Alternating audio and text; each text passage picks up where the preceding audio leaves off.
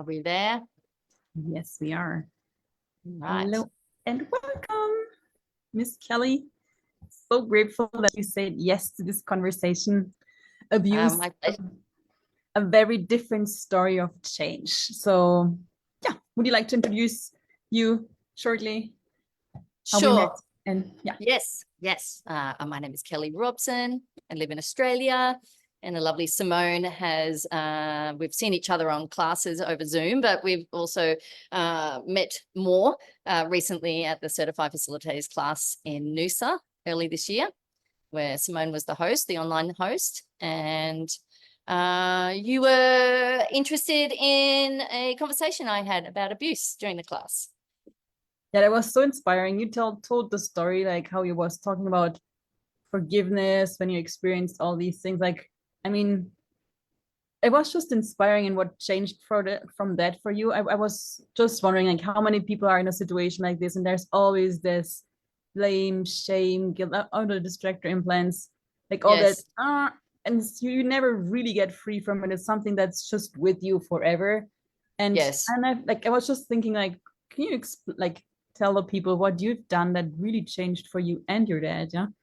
Yeah. I was thinking about this over the last couple of days, and for what you just said, that you never really get free, that was the diagnosis delivered to me when I was 17 back in 1989, really by anyone I spoke to, either sisters or medical people. And it sat really heavy on me. Even at that age, at 17, it felt like that it was very impractical and didn't make any sense.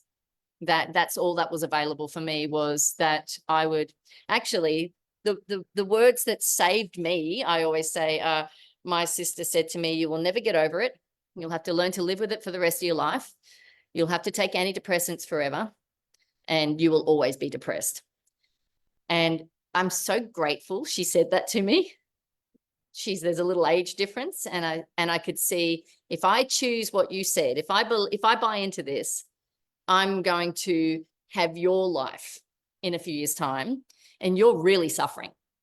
Also, how can it be possible that someone else chose to enact abuse on me, and I am cursed to live with it for the rest of my life?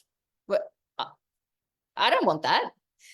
So at the time, I became really aware that the world didn't have what it was ill-equipped to deal with abuse, that most families had an elephant in the room that they weren't talking about. And I did try. I went to psychiatrists, and I tried their antidepressants, and I tried visiting them, and really quickly realized there's nothing here. There's nothing here. In fact, this is actually making it worse. So I just knew, and I'm very grateful when I look back at that 17-year-old girl, that she knew there's something else available. And I have been turning over stones my whole life looking for something else, something more possible. But at the time, I couldn't even make a step forward at all. I was so stuck. And every time I tried to move, forgiveness would pop up. Forgiveness, forgiveness, forgiveness. And I went, okay, I have to forgive him. I have to forgive him. And that was the best of the tools available back then, which I think even for then, that was quite big. So I did look and indulge what it meant to forgive him. And I got that it would free me. I would be able to take steps forward. And then over many years, like I'm 51 now, I gained a lot of freedom in my life from the abuse I experienced as a child. And I would call it severe. But it wasn't, when I finally turned over a stone and found access consciousness tools, I had reached a point where I went, by all rights, I should be free of this. I have explored this to the depths that are possible. I know it. I'm not afraid. I look things in the face. I've I know I've got to go behind everything I'm scared of. I know these things, but there's something else missing. And so then I discovered Access, and that changed my life, and I have a voracious appetite for it. And so not so long ago, I'd gained so much freedom from those events, to the point actually where I would have said, oh, like, that's gone. That's over. Like, it doesn't rise up in my world anymore. But then one day I was looking at the word forgiveness and seeing where it can be a judgment, and that if it's a judgment or speaks of judgment, something has to be right or wrong for you to forgive it. So if judgment's not real, if it's a construct of invention, then what is there to forgive?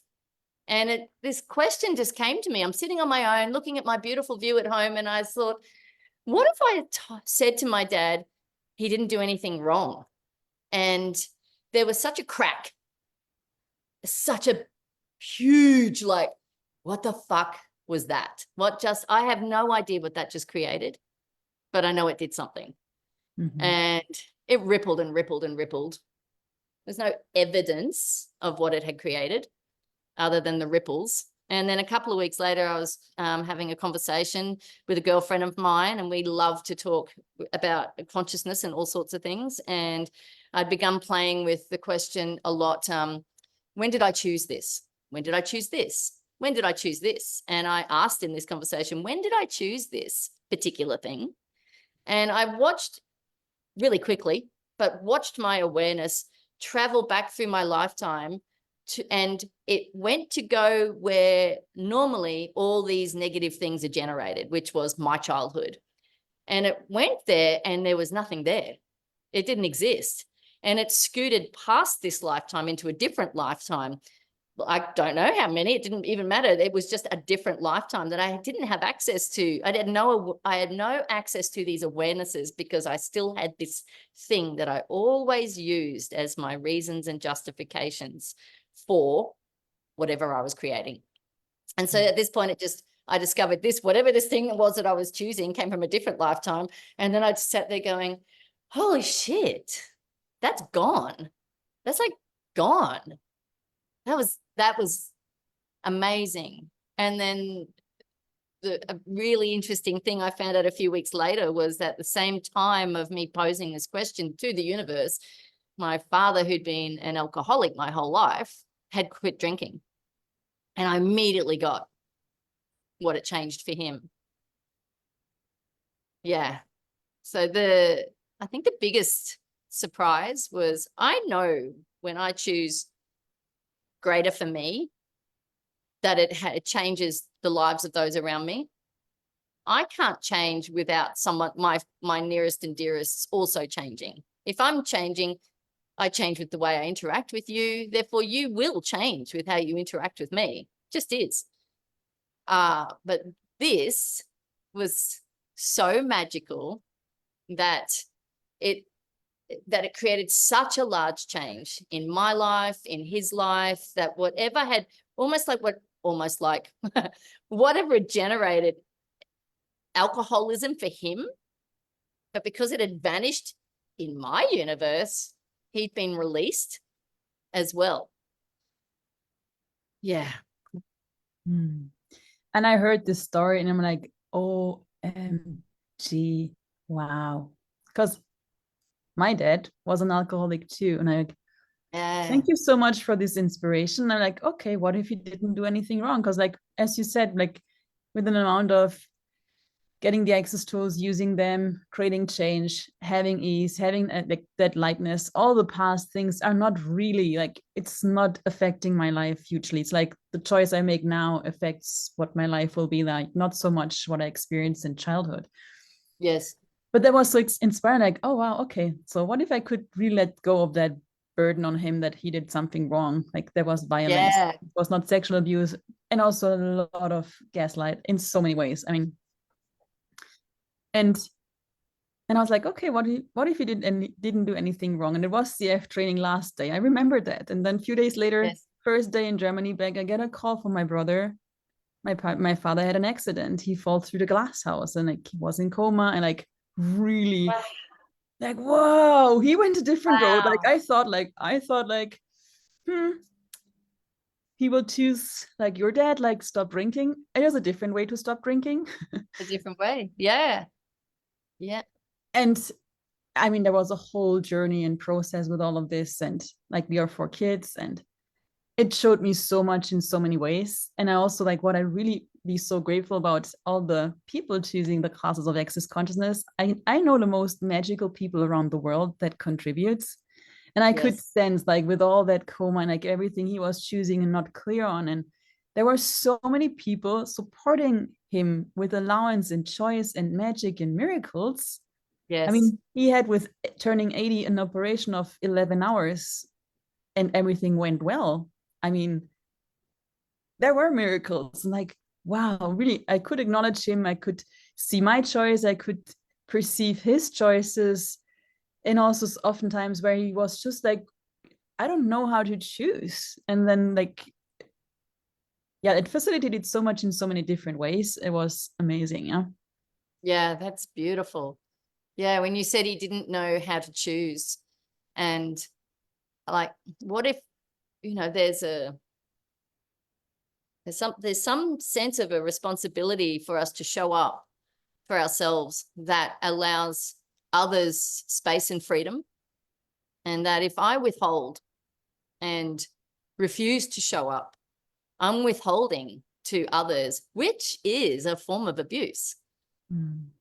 And in my lifetime, while I've been looking at abuse, because it has been something I've wanted to contribute to on the planet, because I think I'm courageous enough and I don't shy away from the topic, and I'm very comfortable talking about things in front of people that I don't know around this topic. If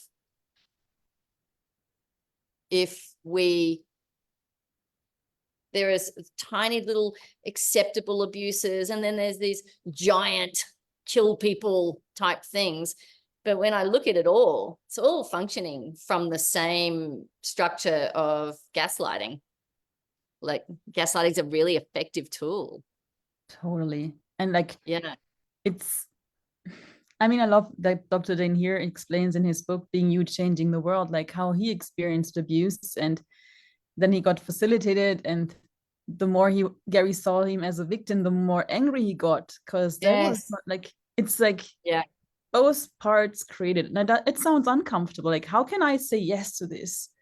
But what if there's really nothing wrong and there is things or energies we explore and yeah, I mean, I learned so much in so many ways. Also, later in my life, there were more people manipulating me, and I was blind to it. But when I become Yes. aware of it, now I just know certain energies will just not get me. I smell Yes. them beforehand, and that gives me Yeah. a choice, you know? Yeah. Yeah. Yeah. Once you are aware of something, like I remember the first time I became aware I was being gaslit.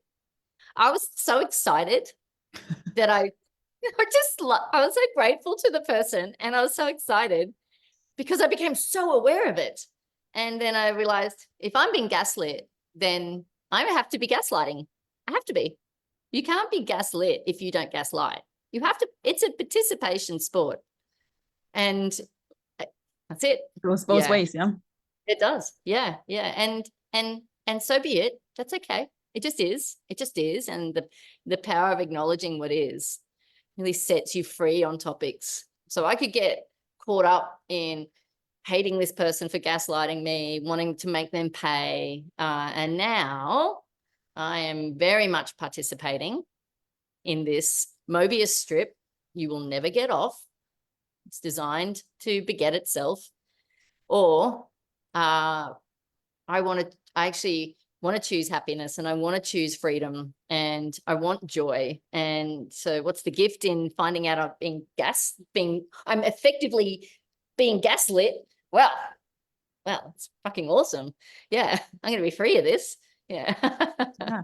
And to me, it's Yeah. really like to see you're never a victim. Both Never a sides victim. always choose. No one can do anything with you if you don't say yes to it. It doesn't mean it's a Exactly. conscious choice. It doesn't mean it's from this lifetime. It's just like somewhere you said yes to this, and therefore it's Somewhere you showing said up. yes to it. Yeah. I was thinking today about this conversation we were going to have, and I got that when we are being groomed, when we are young children being groomed, we are actually being invited to give up ourselves.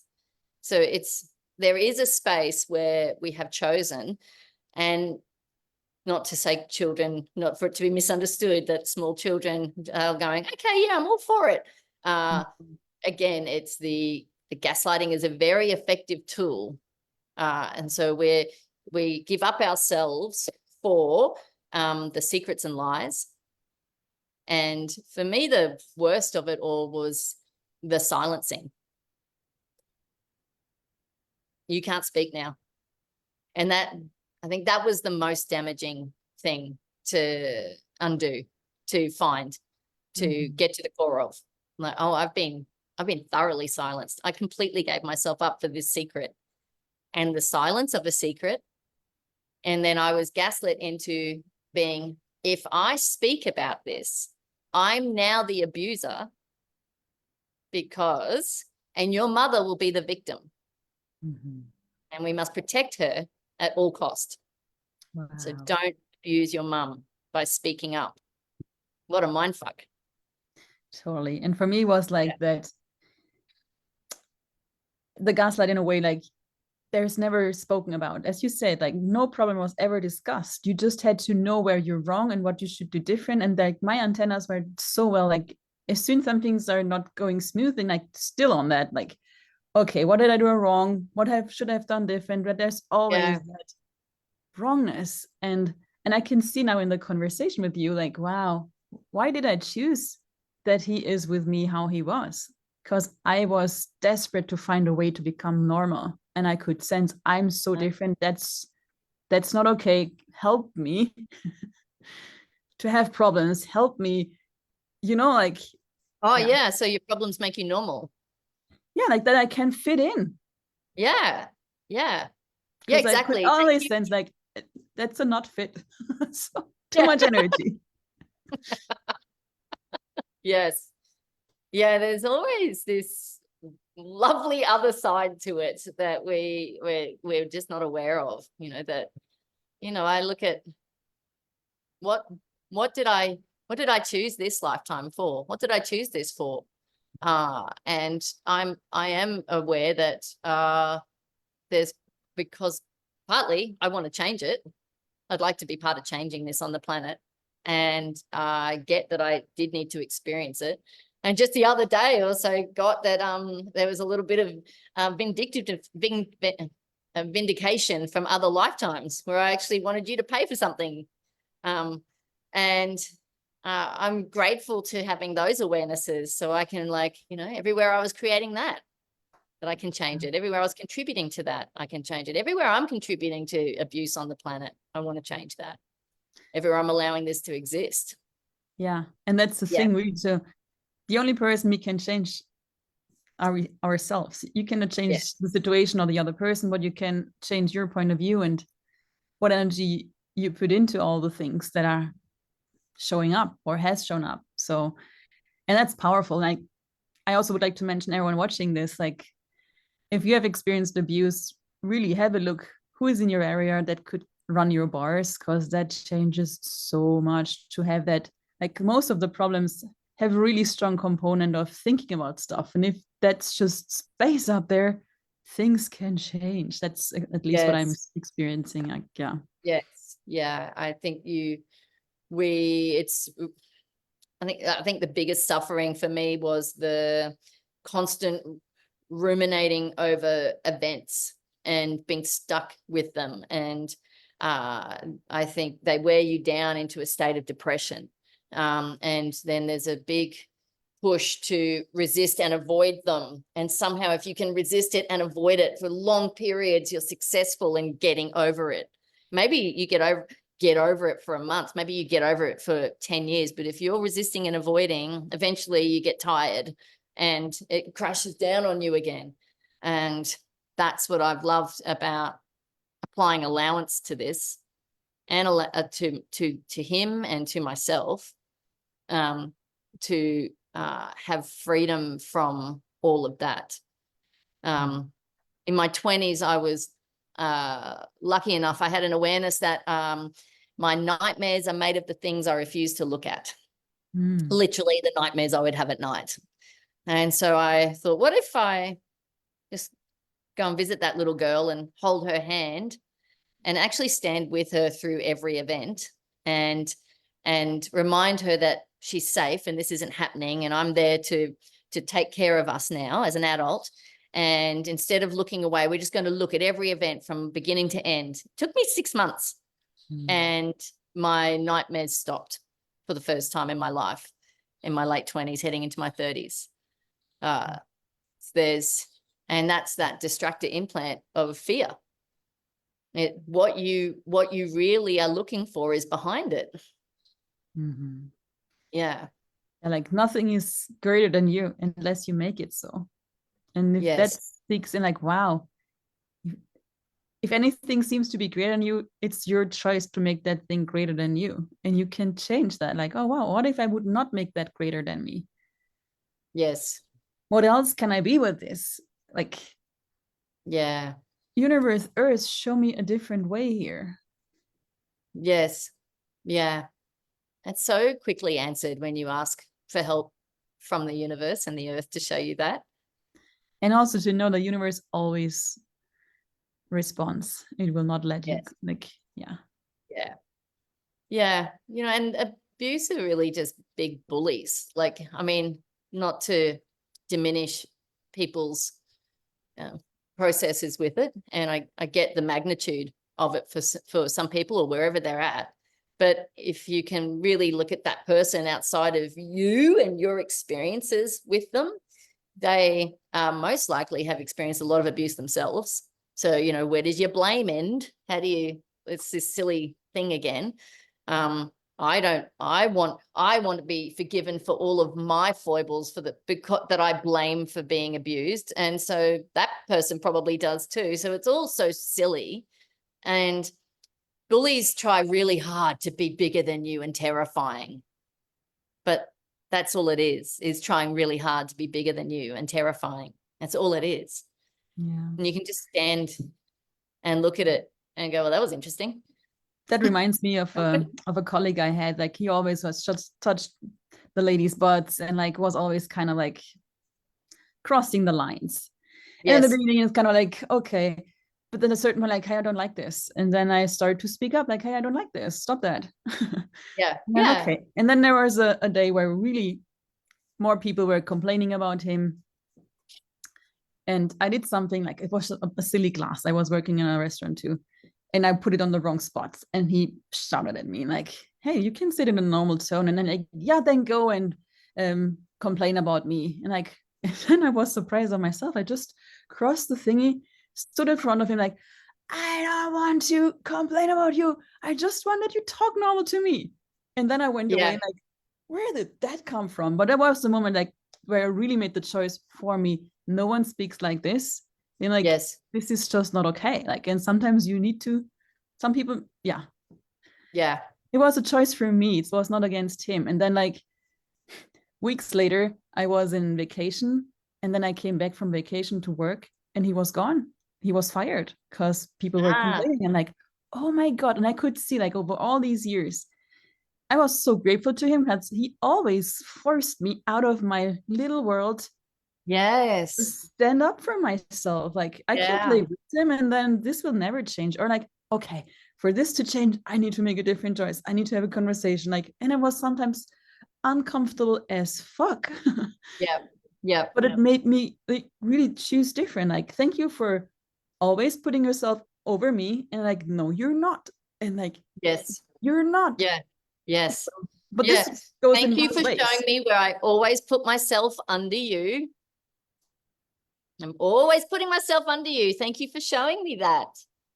But the thing is, it won't goes both ways. Like, if someone always puts themselves up, you can go up.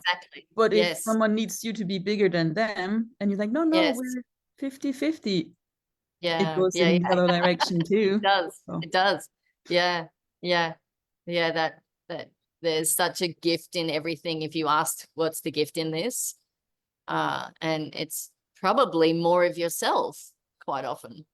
Yeah. Totally. And And I was yeah, so grateful to like, wow, I took a road out of being a victim into what do I desire here and what do I need to do and say and be for this to change. And that was way before the access tools. It was like, okay, this is not okay. yeah, yes, So yeah. yeah, yeah, yeah. The survivor and victim title is a real limitation.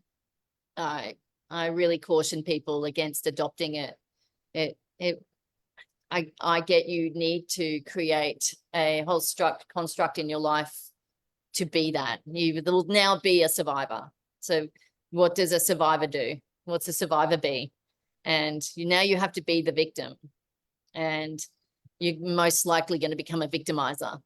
And there's a level of abuse now you are being to be that in the world. And so it's really demanding of yourself to, for me, it was I'm choosing freedom from this, whatever that takes, whatever that looks like. And I know it is possible. And I have committed to not stopping until I have found it. And for me, it's this, in this lifetime, I will be free as though I was born yesterday and I get to start afresh. I'm not taking this the whole way. It's too heavy and it's not mine. Yeah. So thank you so much. So Kelly, where can people find you if they want to have more of you? And yeah, well, you can find me on Facebook on Messenger. That's the best spot at the moment, finding me on Messenger. I'm pretty good. I'll get back to people pretty quickly there. Yeah.